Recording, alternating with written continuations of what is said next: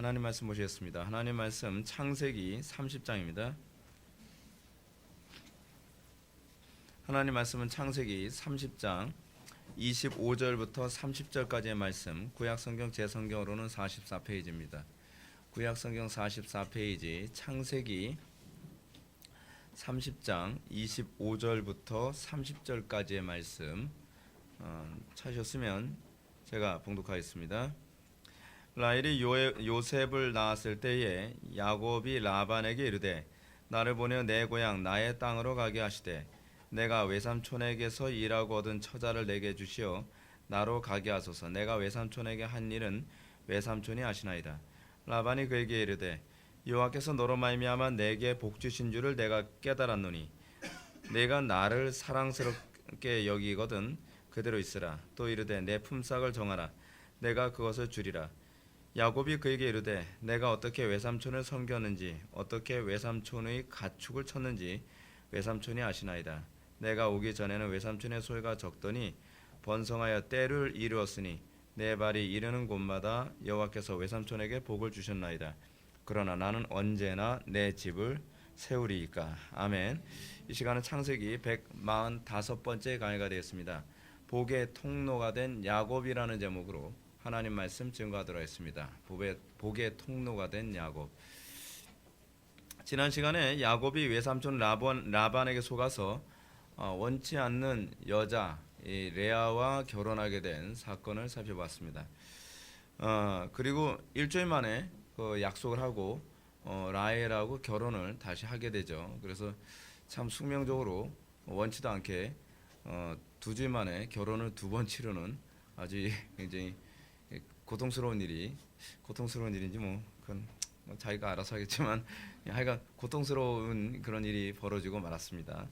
이 장면을 통해서 우리가 중요한 한 가지 개념을 좀 살펴봐야만 합니다. 하나님께서 중첩을 기뻐하지 않으시거든요. 근데 이 중첩하게 되어진 사건, 그러니까 아내를 둘을 얻는 사건에 관해서 우리가 어떻게 봐야 될 것인가에 관해서 질문을 던져야 될 필요성이 있습니다. 그냥 우리는 이렇게 생각하죠. 그냥 하나님께서 주권적으로 자녀 많이 낳아서 12민족을 이루게 하시려고 하나님께서 이렇게 일을 하셨구나. 그거로 끝날 문제가 아닙니다. 분명한 건 일부 일처제가 성경의 가르침이고요. 일부 일처제를 어긴 것에 관해서는 사실은 이것이 성경에 부합하지 않는다는 것 또한 분명하게 인식을 해야 될 문제입니다. 야곱이 하나님의 주권 교리 가운데 있었다고 하더라도, 주권과 섭리 가운데 있었다 할지라도 이것은 하나님의 창조 섭리에 분명히 어긋나는 것입니다. 야곱은 비록 자신이 속아서 원하는 여자와 결혼하지 못한 것이 하더라도요, 사실은 재혼하면 안 되는 거였죠. 그렇죠? 그러니까 이 여자는 나에게 허락된 여자가 아닌가 보다. 속았든 어땠든 나는 그냥 레아하고 그냥 결혼해서 살았어야 되는구나 라고 그렇게 생각을 했어야죠. 물론 계시가 아직 완성되지 않은 상태였습니다. 율법이 아직 주어지지 않은 상태였지만 그렇다고 해서 하나님의 원리가 바뀐 건 아니죠. 알려지지 않았을 뿐이지 일부 일처제가 성경적인 건 사실이죠. 그러면 여러분 어떨까요? 그것에 대한 대가를 치르게 됩니다. 이게 이제 무서운 얘기입니다. 이 어쨌든 야곱은 내가 원래 결혼하려고 했던 여자는 라헬이었으니까 삼촌이 속여서 그런 거지 어쩔 수 없어. 그래서 이제 결국 그 일주일 만에 다시 이 라헬이라고 하는 여자와 결혼하게 됩니다. 근데 이게 사실은 심각한 문제를 야기합니다. 우리는 성경에 우연이란 존재하지 않는다는 걸 알죠. 라헬하고 그러니까 레아하고 라헬하고 이제 이 야곱이 결혼하는데 문제는 뭐냐면 자기가 사랑하지도 않는 여자 이 레아를 통해서는 자식이 계속 생깁니다. 그렇죠? 자식이 계속 생겨요. 이거 하나님께서 하시는 일입니다. 하나님의 주권과 섭리라는 관점에서 봤을 때 우연히 그렇게 된 게 아니죠. 하나님의 주권과 섭리 가운데서 하나님께서 12지파를 이루기 위해서 하셨다? 그것보다는 하나님께서 소위 야곱의 오류와 잘못임에도 불구하고 그것까지 협력하여 선을 이루셨다라고 보는 것이 더 적절한 해석입니다. 그러다 보니까 야곱은 이 결혼해서 자식을 낳는데 레아는 계속 임신을 해서 자녀를 낳고 임신해서 자녀를 낳고 자녀를 낳고 하는데 라헬은 계속 임신을 실패합니다. 우리가 이 29장 32절부터 30장 22절까지 24절까지 야곱의 12명 아들과 한 명의 딸을 얻기까지 어려운 자녀가 생기게 되는 이 과정에서 어려움을 어떻게 겪었나 하면 좀 볼만합니다.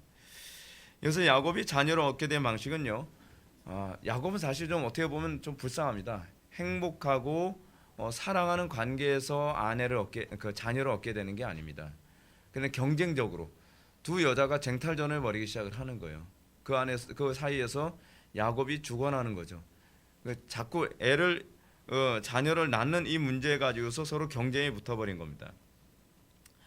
그것은 야곱이 그토록 사랑해서 하나님의 명령을 거역해하면서까지 얻었던 라헬로 인해서 빚어진 스트레스였어요. 굉장히 고통스러운 일이죠. 반면에 그래서 라헬은요, 계속적으로 아이를 얻으려 해도 계속 좌절이 됩니다. 그것은 하나님의 창조 섭리에 합한 결혼을 라헬이 하지 않았기 때문이죠. 그래서 하나님께서 허락을 안 하신 겁니다. 여러분, 이 아이를 얻지 못하고 얻고의 이 문제가 특히 구약에서는 어떤 문제냐면, 특히 창세기에서는요, 생육하고 번성하고 땅에 충만하라라고 하는 지상 명령과 직결되어진 문제입니다. 근데 라헬을 통해서 야곱이 정말 자기가 사랑하는 아내를 통해서는 애를 얻지 못하고 있다는 것은 굉장한 고통이고 괴로움이 아닐 수가 없죠. 이것은 하나님의 언약의 성취와 관련된 문제거든요. 그래서 라헬을 통해서는 언약 성취가 안 일어나고 있다고 봐야 되는 거예요. 그래서 여러분, 이 아브라함이 그랬고 이삭이 그랬고요. 하나님의 언약이 성취되는 문제는 자녀를 낳는 문제와 직결되어져서 이 언약 성취의 문제가 이루어지게 됩니다. 그래서 자식을 낳는다는 것은 하나님의 언약이 이 사람을 통해서 성취되고 있다는 개념인 거예요. 그러니까 자식을 못 갖고 있다는 건 심각한 문제가 되는 거죠. 지금 이 문제는요. 유독 야곱이 사랑하는 여자 라헬은 이 복에서 자꾸 소외됩니다. 반면에 야곱이 못마땅하게 여기는 이 여자 이 레아를 통해서는 계속 자녀가 정말 자기 생각 같지 않게 계속 얻게 되죠. 그건 뭐예요? 언약의 후손을 낳는 징표를 계속 주는 겁니다. 하나님의 뜻을 어기고 욕심으로 복을 추구한 자에게 하나님께서 어떻게 징계하고 계신지를 알겠죠. 여러분, 제가 이렇게 말씀드리겠습니다. 우리는 이렇게 생각하죠. 내가 하나님의 법을 어기고서도 내가 어떤 것을 취하면 그것이 복이라고 생각하는 경향이 있습니다. 그렇게 생각하면 곤란합니다.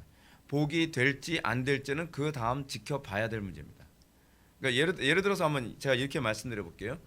어떤 아이가 그 아역 배우로 이제 진출했습니다. 아역 배우 진출했는데 그 영화가 별로 성경적이지도 않아요. 그래, 안 하는 게 좋겠다. 이렇게 자꾸 주변에서도 권하고 성경적으로 보면서도 우리 아이가 거의 아무리 뭐 제작비 많이 들이고 흥행이 보장된 영화라 하더라도 하면 안 되는데, 그런 식으로 생각을 했는데 굳이 가진 애를 써가지고서 아역 배우로 등단해서 인기를 끌었다고 칩시다. 그럼 우리 이렇게 역시 복을 받았어. 근데 그 문제는 그 다음에서가 문제죠. 얘가 명예를 얻고 그리고 부귀를 얻으면서 철저히 파괴되기 시작하는 거예요. 그럼 그게 복인가요? 아니면 심판인가요? 그건 심판이에요. 우리는 내가 하나님의 뜻에 부합하지 않음에도 불구하고 부당한 방법으로 취하는 것. 여러분, 그런 케이스는요, 성경에서 부지기수로 나옵니다. 하나님께 매출하게 달라고, 고기 달라고 아우성됐던 이스라엘 백성들, 하나님께서 안 돼, no 했는데도 불구하고 매출하기를 굳이 하나님께서 허락하지도 않는데도 악착같이 해서 그걸 먹었더니 어떻게 돼요? 다 싹 죽죠. 하나님께서 원치도 않는데 나는 저 학교를 꼭 가고 싶어. 난 하나님께서 원치 않는데 나는 저 사람하고 꼭 결혼하고 싶어. 하나님께서 원치 않는다는 걸 알면서도 그 사람하고 했는데 우리는 이것이 성공했기 때문에 허락이라고 생각하나요? 그 다음에 지켜봐야 될 문제죠. 이것을 하나님께서 이 애프터를 보장해 주시냐 보장해 주시지 않느냐에 관한 문제에 있어서는요, 여러분 책임질 수 없는 문제가 되는 거예요. 저는 여러분들이 어떤 것을 선택할 때에 그것이 하나님의 뜻에 부합하는지 부합하지 않는지를 반드시 여러분들이 염두에 두고 그리고 하나님께서 합법적으로 허락하신 방법만 추구하는 것을 저는 여러분들에게 권합니다. 왜냐하면 그 이후를 하나님께서 책임져 주시는지 책임져 주시지 않는지는 그 다음 문제이기 때문에 그래요. 그래서 저는 특히 이 예수 믿지 않는 사람과 불신자와 결혼하는 문제에 관해서는 애프터를 하나님께서 책임져 주시지 않는다고 생각을 합니다. 그 이유는 뭐 자기가 선택한 거니까. 그런 문제에 관해서는 여러분 절대로 후회할 짓을 하지 말자는 거죠. 사실 이 라헬하고 결혼하게 되면 야곱은 어떻게 생각했을까요? 그래도 내가 사랑하는 여자와 결혼했으니까 다 잘 될 거야. 행복할 거야. 세상은요, 인생은 계산대로 떨어지지가 않습니다. 그래서 무서운 겁니다. 오히려 야곱이 라헬 때문에 스트레스를 엄청 많이 받죠. 여러분, 이 자식을 낳는 문제에 관해서 흥미로운 표현이 나옵니다. 창세기 30장 1절에서요. 라헬이 남편에게 이제 억지를 부리죠. 자기가 임신을 못하니까, 애를 못 낳으니까. 이 라헬도 스트레스를 받을 만큼 받아서 하도 짜증이 나니까 야곱 보고 이렇게 얘기합니다. 내게 자식을 낳게 하라. 그렇지 않으면 내가 죽겠노라. 이건 뭐 미치는 거죠. 자기도 미치겠으니까 하는 소리입니다. 자기도 너무 괴로우니까 나에게 자식을 낳게 하라. 무슨 죄가 네. 그러니까 야곱이 이렇게 반응합니다. 이게 여러분 이렇게 반응한 것이 우연이 아니에요. 30장 2절에 보면 야곱이 라헬에게 성을 내어 이르되 그대를 임신하지 못하게 하시는 이는 하나님이시니 내가 하나님을 대신하겠느냐. 적절하죠. 적절한 얘기입니다. 라헬에 임신하지 못하게 된 건 하나님이 하신 겁니다. 왜 임신하지 못하게 됐을까요? 하나님께서 기뻐하지 않는 결혼을 했기 때문입니다. 여기서 이 야곱의 입속에서 하나님의 섭리가 그대로 내포됩니다. 이러한 하나님의 징계에도 불구하고 하나님은 라헬에게 긍휼을 베푸십니다. 긍휼을 베푸셔서 두 명의 아들을 낳죠. 근데 이 두 명의 아들을 낳은 것도요. 긍휼을 베푸신 결과라는 것이 여러분 30장 22절에 잘 나타납니다. 30장 22절 한번 읽어보시겠어요? 30장 22절 시작.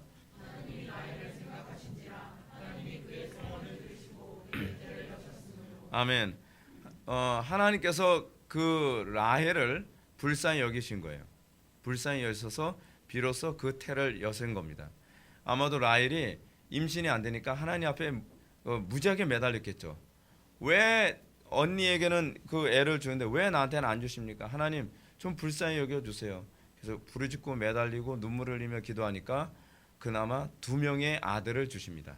첫 번째 아들은 뭐죠? 요셉. 그 두 번째 아들은 누구죠? 베냐민입니다. 근데 여러분 참 안타까운 게 뭐냐면 라헬은 자녀를 출산하는 즐거움도 사실은 느껴보지 못합니다. 그러니까 요셉을 낳고 난 다음에 그 다음에 베냐민을 낳죠. 베냐민이라는 이름은요 본래 라헬이 죽기 전에 자기의 산고가 너무 크니까 너무 고통스러우니까 이름을 뭐라고 줬냐면 베노니라고 하는 이름을 줬습니다. 베노니라고 하는 말의 의미는 고통, 괴로움, 슬픔 뭐 그런 의미를 가지고 있는 이름이거든요. 뜻이거든요. 그래서 베노니라고 이름을 줬는데 그 이름을 베냐민이라고 해서 벤야민, 벤 아들이란 얘기고요. 야민은 오른손이란 뜻이거든요. 오른손의 아들이라고 하는 이름으로 더 좋은 의미로 바꿔준 거죠. 이 베냐민 하게 되면 이제 떠오르는 이제 성경 인물이 있는데 누구냐면 에훗입니다. 에훗은 그 베냐민 지파 사람이에요. 벤야민 지파 사람인데 오른팔을 못 쓰는 사람이에요. 그래서 그 사사기에서 베냐민 그 에훗이라고 하는 인물이 등장할 때 아주 특이한 의미를 가지고 있죠.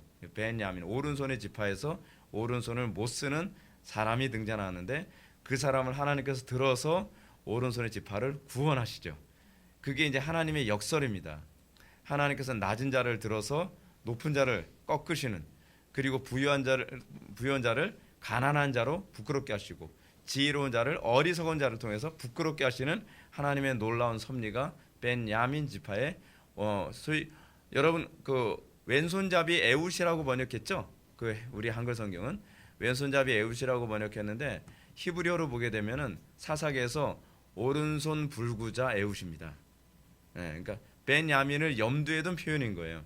그렇게 해서 하나님께서 어떻게 역설적으로 당신의 나라를 이끌어 가시고 하나님께서 어떤 사람을 들어서 당신의 영광을 나타내시는가를 아주 잘 설명해 주는 부분이죠. 하여간 우리는 여기서 한 가지 중요한 부분을 발견해야만 합니다.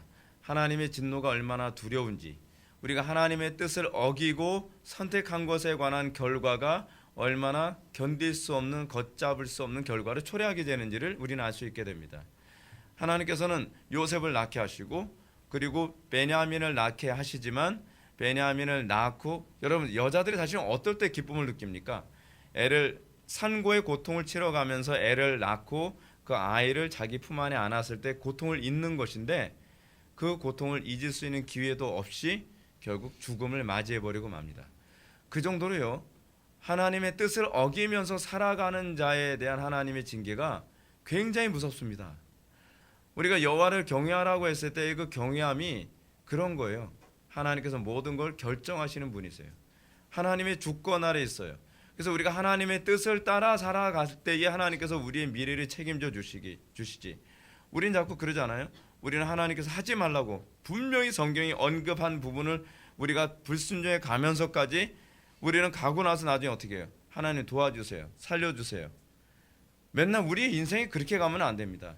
여러분들이 이제 신앙생활을 오래 하게 됐다고 한다면, 이제는 여러분들 하나님 말씀대로 순종하며 나아가면서, 그 순종하며 나아가는 가운데 어려움이 있을 때 하나님, 제가 주님의 뜻대로 살아온 거 아시죠?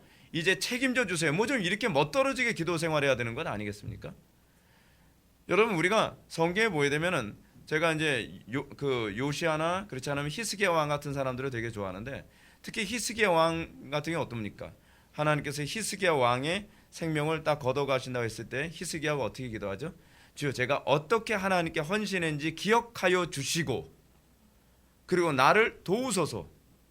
여러분, 우리가 인생 살아가면서 이제는 그렇게 살아야 되는 것 아닙니까? 우리가 하나님의 뜻대로 살아가는 가운데 고난이 있어서, 주님 제가 얼마나 믿음직히 그렇게 살아왔는지 아시죠? 그런 가운데서 고난을 당하는 것이오니 내 인생의 이 어려움을 책임져 주십시오. 이렇게 우리가 기도하는 그런 멋이 있어야 되는데, 하나님께서 가지 말라고 하는 곳을 가고 난 다음에 내 마음대로 안 되고 인생이 꼬일 대로 꼬이니까 그제서 하나님 이제 용서해 주시고 제가 잘못한 거 다시 좀 돌려놔 주세요. 이게 계속 반복되면 곤란하죠. 가지 말란데 가고 난 다음에 문제 생기면 또 돌려놔 주세요. 가지 말란데 또 가고 나서 돌려놔 주세요. 순종하지 않아서 문제가 생겼는데 다시 돌려놔 주세요. 여러분, 인생 그다지 길지 않다 그랬죠? 그 길지 않은 인생을 자꾸 그렇게 살면 어떻겠습니까? 지금 우리가 이 라헬이라고 하는 한 여자, 사실은 어떻게 보면 그렇습니다. 야곱에게 있어서 정말 이 여자하고 결혼하면 행복할 것이다 라고 생각해서 라헬이라고 하는 여자를 딱 선택해서 굳이 중첩을 해가면서 결혼을 했는데, 라헬하고는 행복했던 기억이 없는 거예요. 라헬과의 인생에서는 결혼 이후서부터 지옥이었던 거예요. 이게 하나님의 주권이 두려운 부분입니다. 하나님을 사랑하는 사람이라고 한다면 우리 날마다 주님의 뜻을 찾고 어떻게 하든지 그 뜻에 부합한 삶을 살아가고, 그 주님의 뜻에 부합한 삶을 살아가는 가운데에 그 오는 고난을 주님의 은혜 아래서 날마다 뛰어넘는 그 간증의 삶을 여러분들이 살게 되기를 주님의 이름으로 축원합니다. 이것이 인생을 성경대로 살아가는 신자의 삶입니다. 자, 우리가 이런 상황을 염두에 두고 야곱이 자기 고향으로 떠나기 위해 외삼촌 라반과 대화를 나누는 장면을 오늘 보시도록 하겠습니다. 25절과 26절 말씀 보실까요? 25절과 26절 다 같이 읽겠습니다. 시작.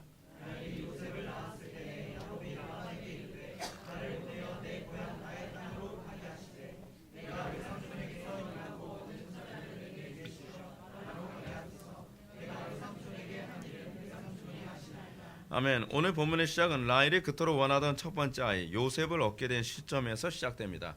아마도 이 야곱이 요셉을 얻게 되었을 때가 라반에게 두 아내를 위한 14년의 종살이가 끝날 때쯤 됐을 때에 아마 그렇게 된 것 같습니다. 야곱은 라헬을 얻기 위한 7년 봉사가 끝나기 무섭게 얼마나 힘들었으면 그러겠습니까? 나 이제 갈래요 그러는 거예요. 외삼촌에게 자신을 알고 고향을 떠나도록 이제 요구를 하는 겁니다. 그럼 더 이상 이제 삼촌한테 속고 싶지 않고, 아마도 외삼촌이 별로 성격이 안 좋았을 것 같아요. 제가 보기에도 안 좋을 것 같아요. 근데 이 사람 밑에서 14년을 시달리면서 이 생활을 했으니 얼마나 지긋지긋했겠습니까? 그러니까 이제 삼촌, 저 이제 제 아내를 위한 봉사 끝났으니까 이제 가겠습니다 라고 얘기합니다. 근데 외삼촌 라반의 모습이 굉장히 특이합니다. 라반이 이렇게 얘기합니다. 라반이 요셉을 결코 떠나보낼 생각이 없었다는 점이죠. 그 이유가 무엇인가? 27절과 28절 말씀을 한번 보면 이렇습니다. 라반이 그에게 이르되 여호와께서 너로 말미암아 내게 복 주신지를 내가 깨달았노니 내가 나를 사랑스럽게 여기거든.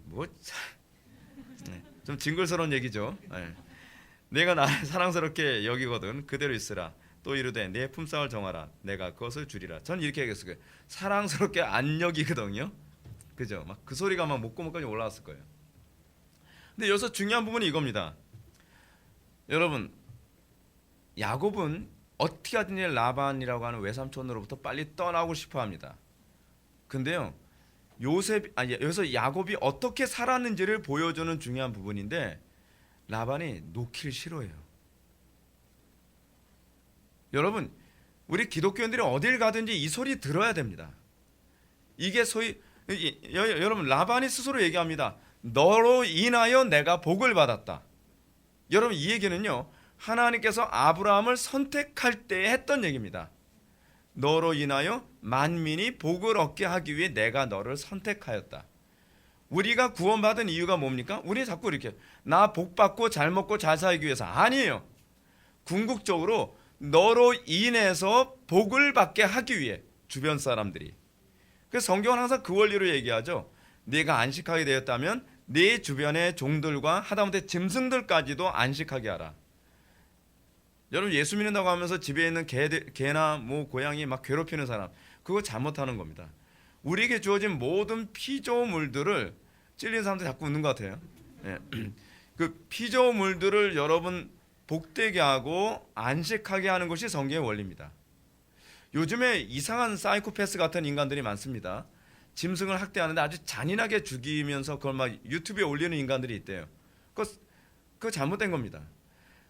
여러분, 우리 주변에 있는 사람들이 우리 그리스도인들을 만남으로써 어떤 얘기가 결국 나와야 될까요? 내가 너로 인해서 복받았다. 내가 너로 인해서 내 인생이 바뀌었다. 너를 만난 것이 내 인생의 중요한 복이었고 행복이었다.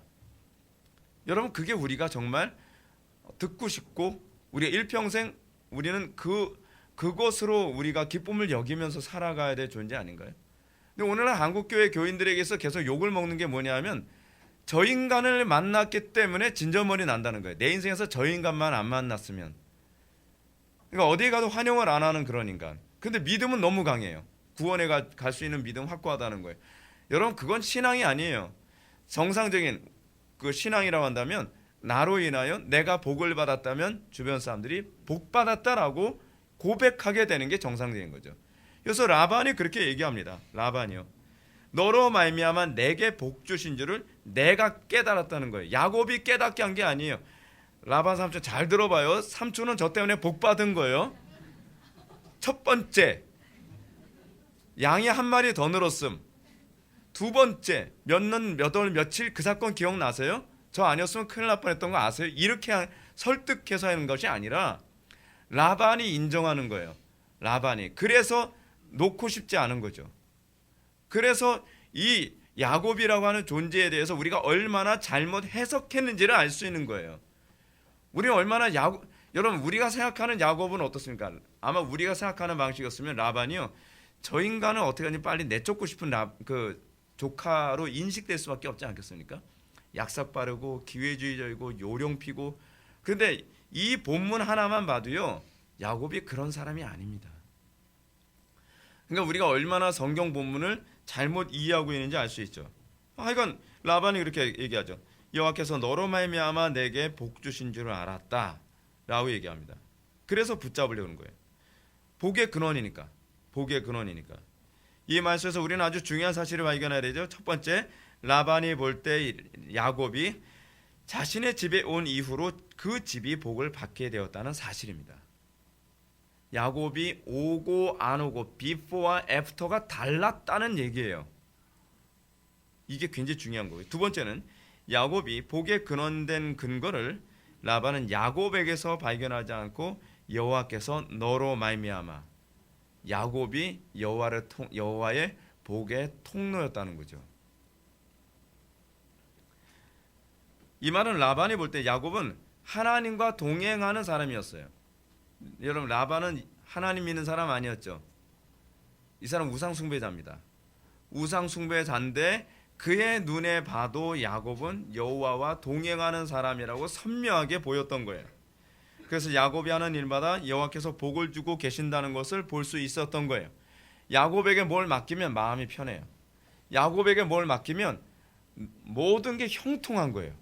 야곱에게 뭘 맡기면 뭐 점검을 안 해봐도 될 정도로 정말 그 일에 대해서 책임감 있고 성실하게 하는데, 그 정도가 아니라 하나님의 신이 함께 하셔서 형통하게 하고 있다는 것을 단 한 번이 아니라 14년 동안 계속 반복해서 확인할 수 있었다는 거죠.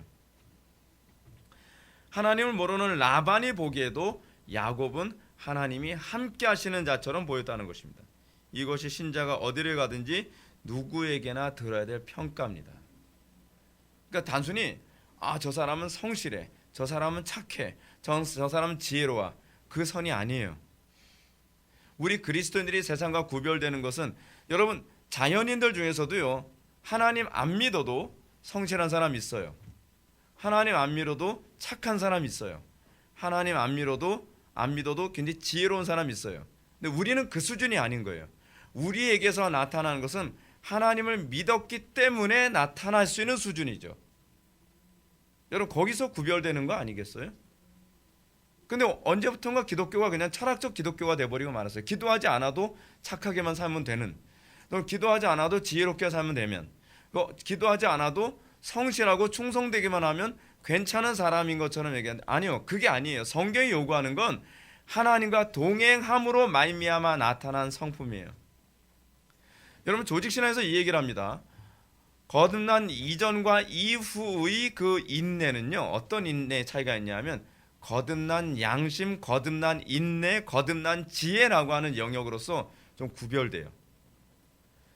근데 왜 강단에서 자꾸 설교를 하면서 거듭나지 않아도 살 수 있는 수준으로서의 지혜나 인내나 어떤 사랑이나 어떤 성실함, 그걸 자꾸 요구하는지 모르겠어요. 그거를 뭐라 하냐, 그걸 바리새주의라 그래요. 우리가 하나님을 몰라도 살 수 있는 도덕적 수준. 바리새인들의 문제가 뭐죠? 거듭나지 않아도, 구원받지 않은 사람이라도 할 수 있는 라인으로서의 율법을 준수했죠. 그들은 어떤 사람이 율법을 준수 잘하는 사람이에요? 안식일날 몇천 보 이상 걷지 않으면 되는 거예요. 그리고 그 사람들은 하나님을 몰라 성령으로 거듭나지 않아도 할 수 있는 도덕적 윤리적 행위를 얘기하죠. 그러니까 예수님이 뭐라고 말씀하시죠? 너희 의가 바리새인보다 낫지 않고서는 하나님 나라를 볼 수 없다고 얘기하죠.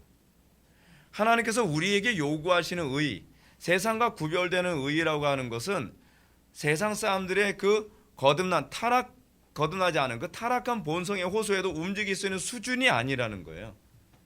하나님이 함께 하셔야만 가능할 수 있는. 그래서 여러분들이, 제가 자꾸 그 말씀 드리잖아요. 결단하려고 들지 마시고 믿음을 사용하는 법을 배우시라고요. 여러분들에게서 하나님께서는 도덕성을 보시는 것이 아니라 하나님의 영광을 보고 싶으신 거예요. 하나님의 영광을 보고 싶다는 얘기는 그리스도와 연합한, 그리스도와 동행해서 나타나는 열심이길 바라는 것이지, 내 생내적 본성에서 나오는 열심과 도덕성과 선행이 아니라는 얘기입니다. 그래서 바울이 로마서에서 뭐라 얘기합니까? 믿음으로 하지 않은 것은 다 죄인이라. 믿음에서 나온 것이 아닌 건 죄인 거예요. 여러분들이 추구해야 되는 것은 도덕성이 아니라 믿음에서 나온 도덕성이에요. 여러분들이 추구해야 될 지혜는 지혜가 아니라 믿음에서 나온 지혜인 거예요. 근데 우리는 그거를 구분을 못해요. 지금 라반이 야곱에게서 발견한 건 그냥 그의 도덕성이라든지 성실함이라든지 지혜로움이 아니라 믿음에서 나온 성실과 도덕성과 지혜를 본 것이죠. 그래서 라반이 그렇게 얘기한 겁니다. 넌 참 대단하다가 아니라 내가 너를 통하여서 여호와께서 행하시는 걸 보았다라고 얘기하는 겁니다. 오늘날 한국교회에게서 나타나야 될, 우리가 정말 기대하고 우리가 정말 소망을 가지고 하나님께 기도해야 되는 것은 그겁니다. 더욱 흥미로운 점은 라반의 이 평가는 하나님께서 야곱에게 꿈에 나타나셨던 말씀의 성취였다는 사실입니다. 하나님께서 창세기 28장 14절에서 야곱과 그의 후손을 통해서 땅의 모든 족속에 복을 받으려 했던 언약이 이 야곱을 통해서 그대로 성취되고 있어요. 야곱이 가는 곳마다 야곱을 통해서 복을 얻어요. 여러분들 어떻습니까? 여러분들 가는 곳마다 복을 얻습니까? 여러분들이 이제 다른 교회에 있다가 우리 교회 왔으면 여러분들을 통해서 우리 교회가 복을 받아야죠. 여러분들이 우리 교회에 있다가 다른 교회를 가면 여러분들 통해서 그 교회가 복을 받게 되는 현상이 나타나야죠. 여러분들이 결혼을 하게 되어지면 여러분들 통해서 그 결혼을 하게 되어진 그 가정이 복을 받게 되는 현상이 나타나야죠. 여러분들이 어떤 직장에 들어가야 되면 여러분들 통해서 그 직장이 복을 받는 현상이 나타나야죠. 여러분들을 만나고 안 만나고 비포와 애프터가 확연하게 달라져야 돼요. 확연하게. 저는 여러분들에게 정말 이걸 통해서 표징을 좀 찾기를 좀 바랍니다. 그러니까 제가 이제 사역자로서 보게 되면 상당수의 많은 그 부교육자들이 이제 전사님들이 이 교회 저 교회 이제 어느 정도 기간 끝나고 나면 자꾸 이제 사역지를 옮기게 되죠. 어떤 사람은 뭐 2년 만에, 어떤 사람은 5년 만에 사역지를 옮기곤 합니다. 근데 어떤 분은요, 오게 되면 그 학생부나 그런 청년부를 완전히 아수라장으로 만들어놔요. 저 인간이 안 왔어야 되는데 저 인간 오고 나서 가뜩이나 힘든 학생부나 청년부가 더 어려워지는 거예요. 숫자가 주느냐의 문제를 떠나서 아이들이 도덕성으로도 그렇고 영적으로도 그렇고 점점 황폐해져 가요. 이 사람은 사실은 사역자가 돼서는 안 되는 사람이에요. 그러니까 이 사람은요, 사실 평신도도 아직 안 되는 사람인 거예요. 복의 근원 역할을 못 하니까요. 그렇죠? 근데 어떤 사람은 오나 안 오나 별 차이가 없어요.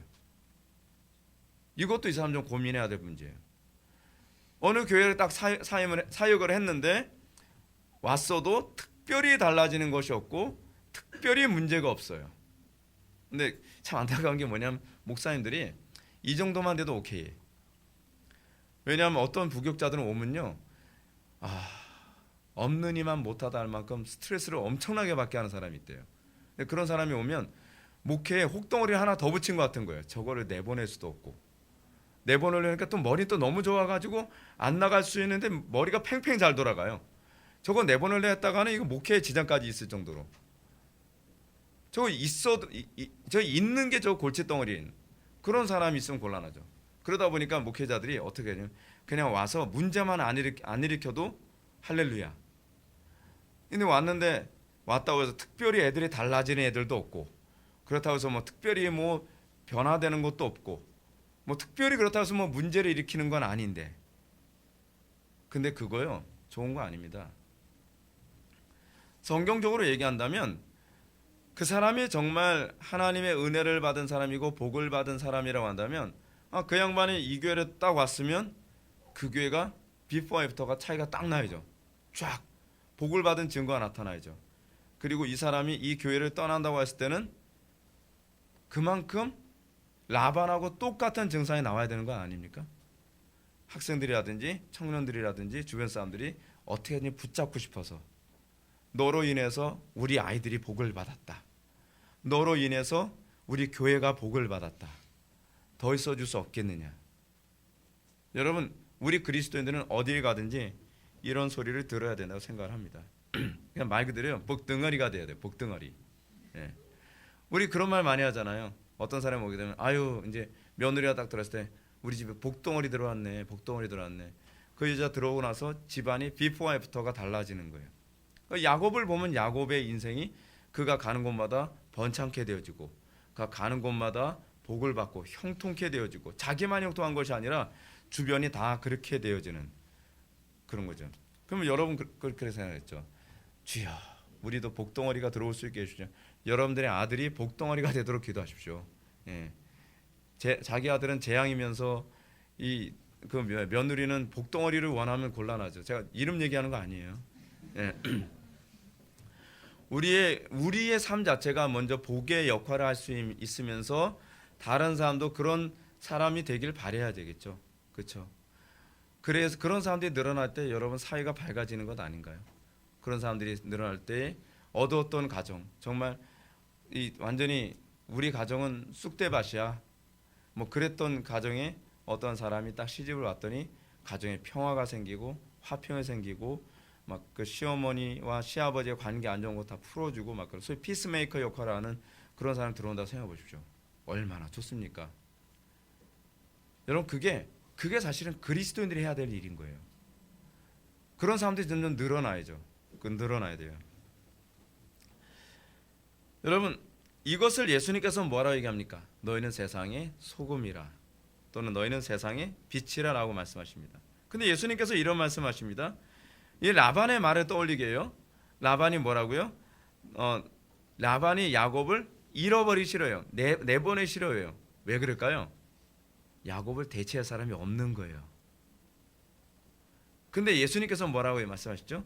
소금이 그 맛을 잃으면 무엇으로 대체하리요? 무엇으로 짜게 하리요? 이게 기독교인입니다. 다른 것으로 대체할 수 없는 것. 여러분 교회에 대해서 오늘날 문제가 뭐죠? 오늘날 교회 문제는 이것입니다. 다른 것으로 대치가 가능해요. 그렇잖아요. 여러분 교회에서만 수영장 있습니까? 아니잖아요. 이게 지금 문제라니까. 교회가 세상으로도 얼마든지 대체 가능한 것을 가득 채워놓고 소금과 빛의 역할을 감당한다는 거예요. 밥은 우리만 퍼줍니까? 아니 기독교 안 믿는 사람들도 노숙자들한테 밥 퍼줄 수 있지 않아요? 근데 그거 가지고서 홍보하는 거예요. 우리 교회는 밥 퍼주는 교회. 그럼 우리 교회는 반찬 날라야 되나요? 이게 그런 거를 통해서 그걸 홍보하는 거예요. 우리 교회선 선행 많이 하고요. 우리 교회선 구제 많이 하고요. 우리 교회 한번 와보세요. 우리 교회는요 무슨 뭐 영어 예배 프로그램도 있고요. 그래서 애들한테 영어를 가르쳐 줄 수 있고요. 우리 교회는 뭐 이런 심리 상담 프로그램, 뭐 어떤 회에서 뭐 요가 프로그램, 그냥 학원을 들여다 놓지요. 아니 다른 거로 얼마든지 대체 가능하지 않나요? 무엇으로 짜게 하냐고요? 짜게 할 게 많다는 거예요. 그렇게 보게 되면. 근데 예수님께서 말씀하실 때 교회는 뭐냐면 대치 불가능. 세상의 것으로 대치 불가능. 그게 교회라는 거예요. 무엇으로 짜게 하려? 교회만 유일한 세상의 구원의 통로고, 교회만 유일하게 어둠을 밝힐 수 있는 빛이고, 교회만 유일하게 세상의 맛을 낼 수 있는 소금이라고 얘기하는 것입니다. 세상 사람들이 흉내낼 수 없는 탁월함의 소유자가 바로 교회라는 겁니다. 라반이 야곱을 그토록 붙잡고 싶었던 이유는 무엇이냐면 야곱은 다른 사람으로 대치가 불가능한 사람이었기 때문에 그렇습니다. 제가 여러분한테 그런 말씀이죠. 우리 회복의 교회 처음 개척을 할 때 소위 있어도 그만 없어도 그만이라고 생각하면 저 개척 안 했다고요. 아니 그런 교회를 뭐하러 해요? 크리스찬도 많은데. 그렇잖아요. 있어야만 하는 교회여야 되는 거예요. 다른 것으로 대체할 수 없는, 다른 교회로 대체할 수 없는. 자 여러분 사람의 몸도 봅시다. 사람의 몸은요 오른손을 대체할 수 있는 게 없어요. 오른손은 오른손의 역할이 있고 왼손은 왼손의 역할이 있고 오른눈은 오른눈의 역할이 있고 왼쪽 눈은 왼쪽 눈의 역할이 있어요. 보는 눈의 역할을 코가 대체할 수 없죠. 여러분 사람의 기관조차도 그렇습니다. 교회도요 각자의 기능이 달라요. 우리 회복의 교회가 가지고 있는 기능이 있고 다른 교회의 기능이 있어요. 다른 교회는 우리 교회가 하지 못한 일을 하죠. 왜냐하면 그건 기능의 차이 때문에 그래요. 우월한 게 아니에요. 근데 우리는 그런 교회를 축복할 수 있어야죠. 우리 교회보다 더 잘 된다고 해서 시기하는 문제가 아니라 축복하고, 그리고 그 교회가 그 지체로서의 역할을 잘 감당하기를 기도해주는 그런 역할을 함으로써 하나의 기능의 한 몸을 이루어가는 것을 우리는 경험을 해야죠. 대치가 불가능한 교회들, 정말 그 교회만 할 수 있는, 그리고 여러분들의 자리 안에서도요 이 사람만한 사람이 없어라는 소리를 들을 정도의 하나님의 영광에 참여하는 것. 우리는 그런 사람도 있잖아요. 저 사람이 저 자리에 앉아있는 바람에 더 탁월한 사람이 못 앉는다라는 이런 소리를 들어서는 안 된다는 사실입니다. 근데 이게 하나님의 영광이에요. 하나님의 영광을 다른 거로 대치가 안 되거든요. 마치 태양 말고 다른 것으로 빛을 대체할 수 없는 것처럼 그게 하나님의 속성이에요. 하나님은 다른 것으로 대치가 안 돼요. 다른 우상으로 대치가 안 된다는 개념이에요. 오늘날 교회의 문제가 여기 있죠. 교회가 자꾸 세상의 것으로 모든 걸 자꾸 하려고 해요. 그 교회에서 무슨 음악회 한다. 세상에도 음악회 해요. 교회에서 무슨 구조 프로그램, 구제 프로그램. 그러니까 탁월해지지가 않죠. 교회에서 여러분 베드로가 그 얘기하죠. 너희는 왕 같은 족속이요 거룩한 나라 그의 소유된 백성이니 왜 어떻게 했다고요? 그의 아름다운 덕, 탁월한 덕이거든요. 원래 헬라어의 원의미는 그의 탁월한 덕을 선정케 하려 함이라. 교회를 통해서 하나님의 탁월함을 선정케 한대요. 어떻게? 이 말로요? 아니요. 삶으로. 그들의 삶 속에서 나타나는 그 탁월한 삶을 통해서 하나님의 영광을 드러내는 탁월한 삶을 통해서 그 하나님의 탁월한 덕을 선전케 하려고 만민에게 보아 알게 하기 위해서 우리를 선택하셨다는 거예요. 그게 교회예요. 그게 교회. 그러면 야곱은 어떻게 외삼촌의 집에서 그 복에 근원된 삶, 이 탁월한 삶을 살아는가? 그거 궁금하지 않나요? 안 궁금해요? 좀 대답이라 해주시지. 여러분 29절과 30절 한번 보시겠습니다. 29절과 30절 다 같이 읽겠습니다. 시작.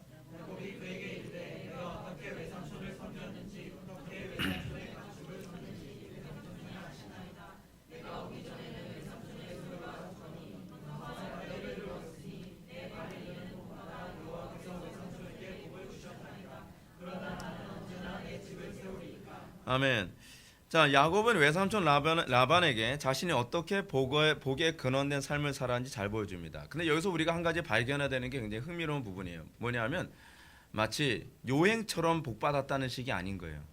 그러니까 야곱이 딱 왔더니 그 다음서부터 야곱은 아무 일도 안 하고 있는 터줏대감처럼 딱 앉아있더니 갑자기 다 잘 되는, 그게 아니라는 거예요. 그게 여러분 우리가 그런 식으로 미신적으로 생각하는 경우가 많이 있잖아요. 그렇죠? 우리가 이제 옛날에 농담적으로 이제 그런 적이 있었거든요. 제가 이제 청년부 사역했을 때 청년들하고 같이 어느 떡볶이 이제 분식집에 딱 가는데 우리가 딱 오면 갑자기 손님이 북적북적 되는 거예요. 역시 우린 복의 근원인가 봐. 우리가 오니까 갑자기 손님 많잖아. 우리 나가봐. 손님 쭉 들어들 걸. 근데 그 개념이 아닌 거예요. 그 개념이. 여기서 잘 보십시오. 야곱이 이렇게 얘기합니다. 내가 어떻게 외삼촌을 섬겼는지, 그의 행동이 구체적으로 복을 받게 한 그 모습이라는 거죠. 어떻게 외삼촌의 가축을 쳤는지 외삼촌이 아시나이다. 우리가 어떻게 복의 근원의 역할을 하죠? 우리가 딱 갔더니 갑자기 우리가 장사가 안 되던 집에 아르바이트 시작하니까 갑자기 막 손님이 늘어나는 식이 아니라는 거죠. 이건 굉장히 미신적인 겁니다. 성경이 얘기하는 개념이 뭐냐면 우리가 하나님의 성실한 그 속성, 하나님의 지혜로운 속성, 그런 하나님의 형상대로 행동함과 같이 맞물려 있는 얘기라는 거예요. 그래서 야곱은 외삼촌의 까다로운 눈으로 봐도 일말에 부끄러움이 없을 정도로 탁월하게 일을 했다는 거예요. 그게 지혜롭고 성실하고 그리고 속이지 않고 탁월하게 했다는 거죠. 이것은 야곱이 외삼촌의 집에 온 이후로 그 집이 번성이 된 것이 결코 요행이 아니라는 점을 상기시켜주고 있습니다. 외삼촌이 보더라도 얘는 내 조카지만 진짜 성실해, 지혜로워, 탁월해, 그리고 정직해 라고 했다는 거죠. 우리에게 이제 필요한 게 그겁니다. 우리에게. 근데 오늘날 이 한국교회 그 기독교인들에게 있어서 이 모습이 없는 거죠. 불성실하고 교만하고 그리고 게으르고 나태하면서. 그래서 우리 이렇게 얘기하죠. 사장님 그래도요 우리 회사 복 받게 해달라고 맨날 기도하고 있어요. 그러면 빨리 좀 나가줘라. 그러지 않겠습니까? 아니 세상 사람들이 기도를 우리가 자꾸 착각하는 게 그거예요. 우리가 기도를 해주니까 복을 받겠지. 물론 기도하면 복 받죠. 근데 하나님께서 기도를 하면 뭐하죠? 우리를 통해서 복을 받도록 행하게 하실 것 아니겠습니까? 그러니까 제가 부교육자 생활하면서도 그런 거 되게 많이 경험했거든요. 하나님께서 함께 하시는 증거가 선명하게 정말 나타나는 거예요. 거의 부교육자 생활하면서 하나님께서 그때그때마다 어떻게 해야 될지를 깨닫게 하시고 지혜를 주시고 그래서 막 죽도록 충성하고 하는 거예요. 제가 담임 목회하면서도 여러분한테 보이는 게 그거잖아요. 어떻게 하면 더 우리 교회 성도들이 복을 받도록 할까? 누구누구 복 받게 해주십시오. 누구누구 복 받게 해주십시오. 이름 써놓고 맨날 그거 기도하는 것이 아니라 구체적으로 어떻게 성도들 한 명 한 명이 복을 받도록 해야 될지 설교 한 편을 더 정확하게 준비하고 기도 더 성실하게 하고 그리고 여러분들이 절대로 미혹당하지 않도록 교리를 어떻게 이해해야 되는지 그런 거거든요. 하나님께서 그런 식으로 우리들에게 복을 주신다는 겁니다. 그렇게 해서 우리가 복의 통로가 되는 거예요.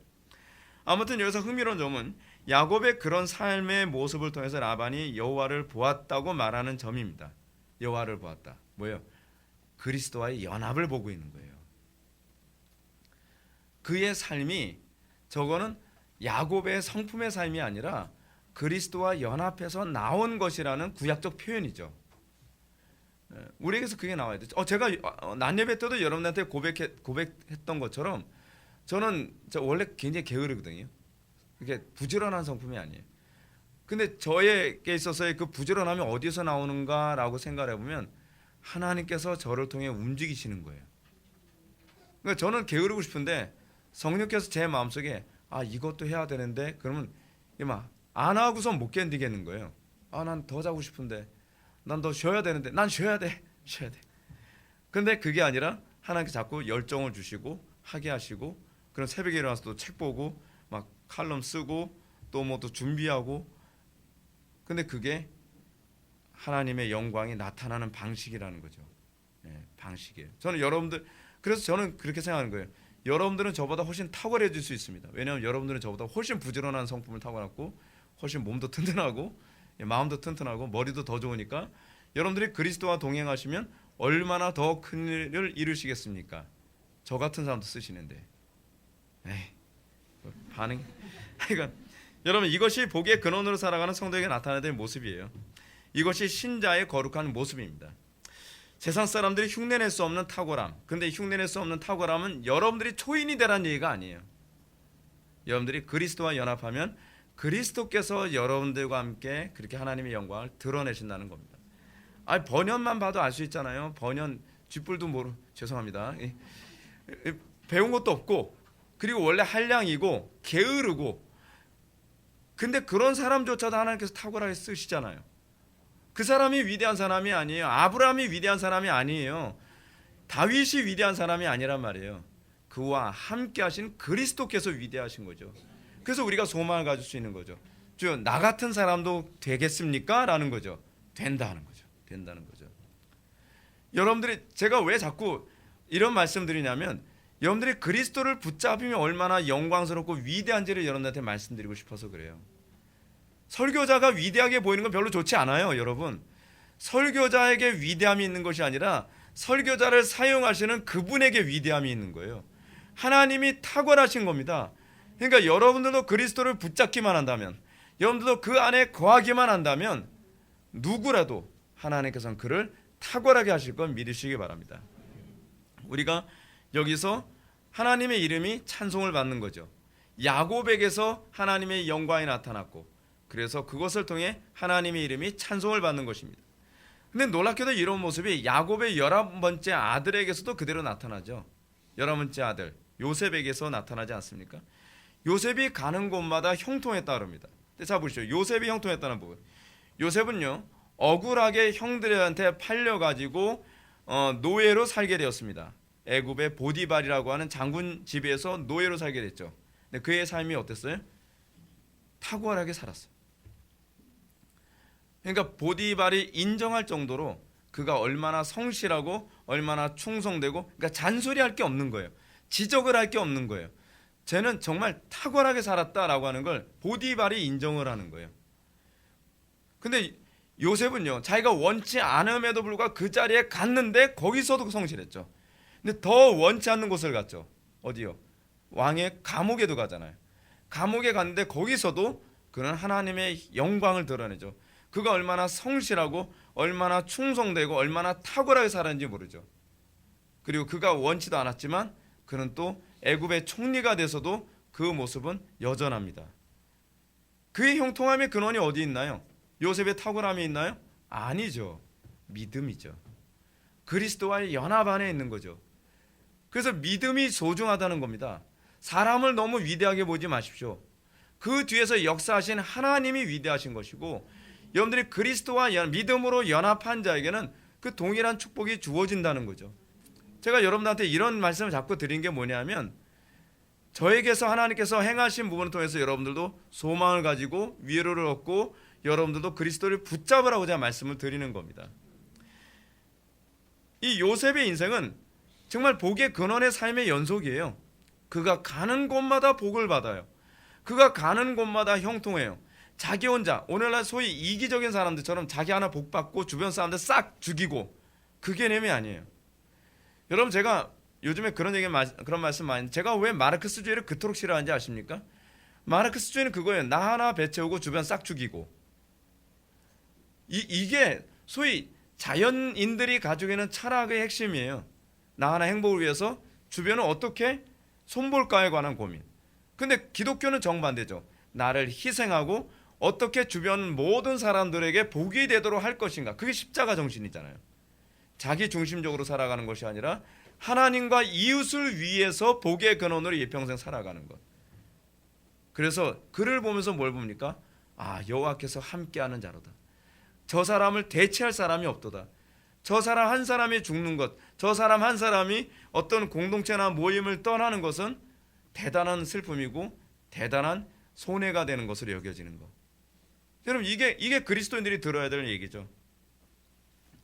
그래서 어디 가든지 보배 같은 인물이죠.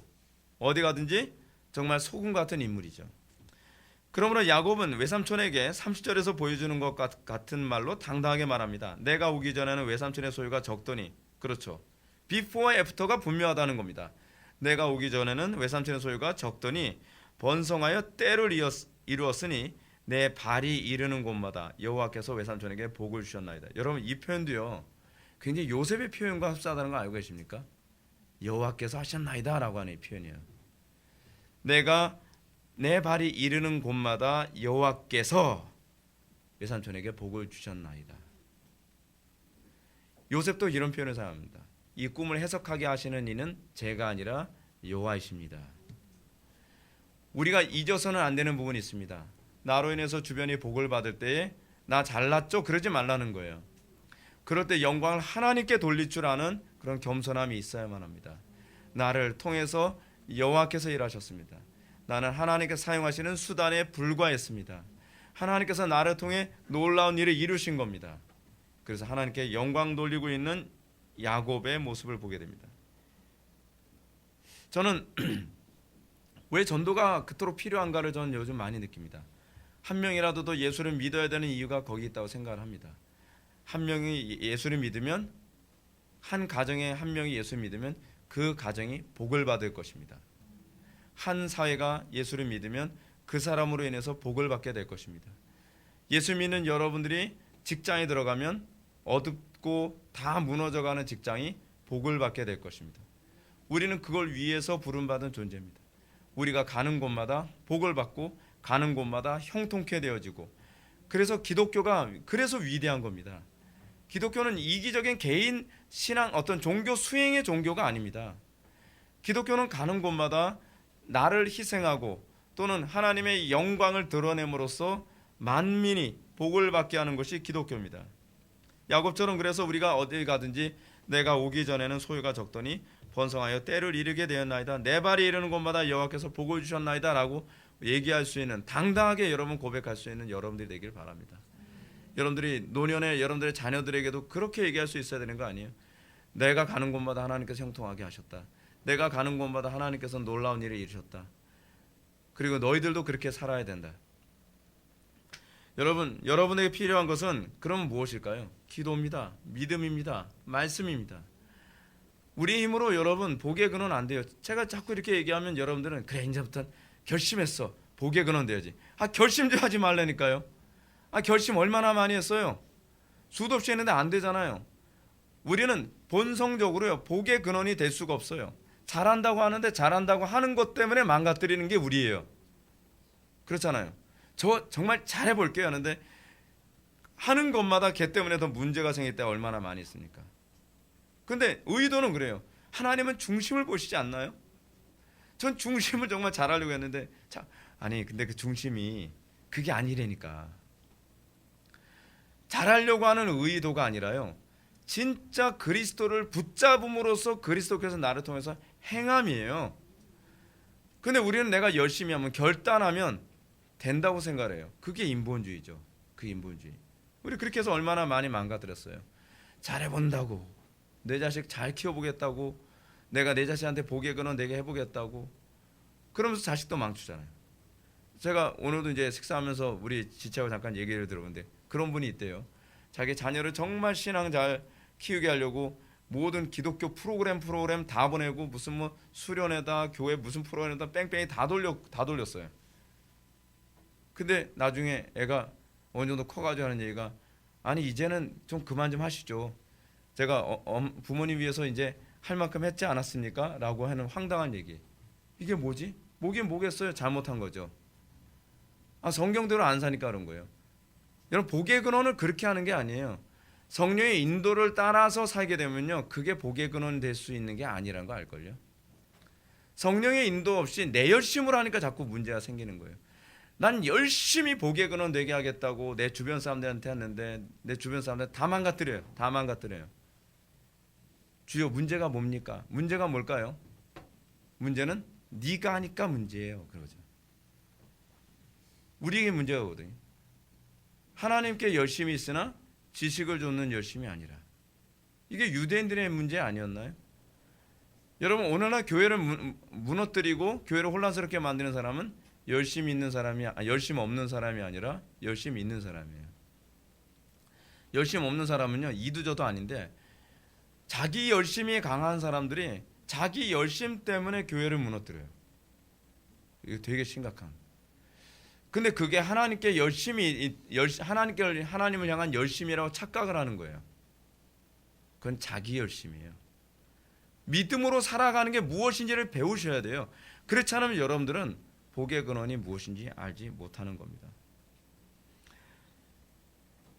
우리가 말씀과 기도에 전혀 전무하는 법을 우리가 배우지 않는다고 한다면, 우리가 말씀을 따라가는 법, 우리가 믿음으로 살아가는 것, 그리고 기도가 다른 모든 것보다 앞서는 것을 배우지 않는다고 한다면 여러분들 나중에 이런 결과를 초래하게 될 겁니다. 나 하나님의 말씀대로 살았는데 이게 뭐야? 나한테 남은 게 뭐가 있어? 하나님이 문제일까요? 내가 문제일까요? 내가 문제인 겁니다. 내가 하나님의 말씀대로 복의 근원으로 살아가는 법을 배우지 않는 거죠. 실제로 여러분, 복의 근원은 내가 아니에요. 우리 찬송 가사 중에 있죠. 만복의 근원 김민호 그럽니까? 아니죠. 만복의 근원 하나님이시죠. 복의 주체가 하나님이에요. 우리는 수단이고 통로예요. 그럼 우리는 뭐만 하면 됩니까? 통로 역할만 하면 되는 거예요. 근데 통로 역할이 자꾸 착각을 해가지고 자기가 주체가 되려고 하니까 문제인 거예요. 지금 사람들이 뭘 헷갈리는지 아십니까? 통로와 주체를 헷갈려요. 성령님을 통로라고 생각을 해요. 내가 주체라고 생각하고. 그 성령님을 자꾸 쏠려 그래요. 웃기는 표현이죠. 성령님을 받아라 그래요. 왜냐하면 자기가 복의 주체라고 생각하니까 그런 거거든요. 그래서 자기가 복을 주고 복을 막 그렇다고 생각하는 거예요. 그러니까 여러분, 이 문제가 얼마나 심각한 문제냐면, 어떤 목사님도 그러잖아요. 내가 저주하면 저주받아, 내가 축복하면 축복받고. 나한테 목사이기 때문에 축복권과 저주권이 있대요. 성경 어디 있어요 그 얘기? 그럼 그랬죠. 따지냐? 그랬죠. 따질 수밖에 없죠. 성경에 그런 얘기 없으니까요. 축복과 저주의 주체는 하나님이십니다. 그리고 축복과 저주는요, 주의 계명을 지키고 지키지 않음에 있어요. 신명기에 나오잖아요. 신명기에 너희가 주의 계명을 지키면 들어가도 복을 받고 나가도 복을 받고, 그리고 주의 계명을 안 지키면 어떻게 해요? 들어가도 저주를 받고 나가도 저주를 받고, 너희들 떡반죽 그릇이 저주를 받는다 그랬잖아요. 근데 자기한테 축복과 저주 권이 있대요. 샤먼입니까? 잘못 알고 있는 거죠. 축복과 저주의 주체는 하나님이세요. 여러분들 복의 근원은 하나님이시란 말이에요. 내가 열심히 하고 내가 열심히 선행 많이 한다 해서 복 받는 거 아닙니다. 믿음으로 살 때, 하나님께서 나를 사용하실 때, 내가 하나님과 동행할 때, 그래서 예수님께서 이 말씀을 하신 거예요. 마태복음 25장에서요. 예수님께서 마지막 때에 양과 염소로 나누신다 그랬죠. 양과 염소로 나누시는데 뭐라 얘기합니까? 내가 줄였을 때 네가 먹였고, 내가 감옥에 있을 때 네가 나 돌봐줬고, 내가 헐벗을 때 네가 입혔고. 주여, 우리가 언제 그랬나이까? 이거 언제 그랬냐는 거예요. 여러분, 무슨 얘기죠? 주체가 마치 우리인 것 같지만 실제로는 성령님이 하셨다. 성령님이. 여러분, 그래서 제가 누누이 말씀드리는 거예요. 기도 생활 안 하면서, 그리고 여러분들 경건이 무너진 상태에서 복의 근원한다? 꿈도 꾸지 마십시오. 복의 근원으로 사는 건요, 경건하지 않으면 안 됩니다. 야곱이 복의 근원으로 삶을 살았다고 했을 때에 저는 그의 경건을 믿어 의심치 않습니다. 우리의 삶 속에서 우리가 정말 복의 근원으로 살아가려고 한다면 좀 예수님과 가까이 지내세요. 주의 계명을 즐거워하십시오. 주의 계명을 쉽게 무시하고 예수님 멀리하면서 여러분들이 다른 사람한테 잘 대접하고 그게 복의 근원이 되는 게 아닙니다. 우리는 그러면서 오히려 재앙의 근원으로 은연중에 살아가는 경우가 얼마나 많은지 몰라요. 사랑하는 성도 여러분, 우리가 정말 말씀과 기도로 무장되었을 때에 우리가 어떻게 복의 근원으로 살아가는지를 교회사 안에서 우리 잘 봐야만 합니다. 우리의 신앙의 선배들 항상 내가 복의 근원이 되기 위해서 신중하고 기도하고 항상 말씀의 인도를 따랐습니다. 그리고 마치 하나님께서 하시는 것처럼 일하고 하나님께서 말하게 하심처럼 말하기 위해서 그들이 얼마나 경건에 힘쓰고 하나님을 의지했는지 모릅니다. 여러분들과 여러분들의 자녀들이 그렇게 되도록 항상 힘쓰시고 기도하시고 항상 모든 일에서 범사에 그리스도를 의지하는 법을 배우시기 바랍니다. 그 여러분들이 가는 곳마다 형통케 될 뿐만 아니라 여러분들을 통해서 만민이 복을 받고 그리고 이 대한민국이 복을 받고 나아가서는 전 세계가 우리로 인하여 복을 받게 될 걸 믿으시기 바랍니다. 기도하시겠습니다. 사랑이 많으신 하나님, 우리가 오늘 복의 근원으로서의 삶을 살았던 야곱의 인생의 한 단면을 보았습니다. 우리가 가는 곳마다 형통케 되고 우리 가는 곳마다 주변이 복을 받고 그래서 주변의 모든 사람들이 우리를 복의 근원으로 여기고 우리를 붙잡고 또 우리를 다른 사람으로 대체할 수 없는 존재로 살아가는 그 영광을 맛보기 원합니다. 우리에게 믿음을 허락하여 주셔서 우리의 힘이 아니라 그리스도로 그 영광을 드러내며 살게 하여 주옵소서. 예수님의 거룩하신 이름으로 기도하옵나이다. 아멘.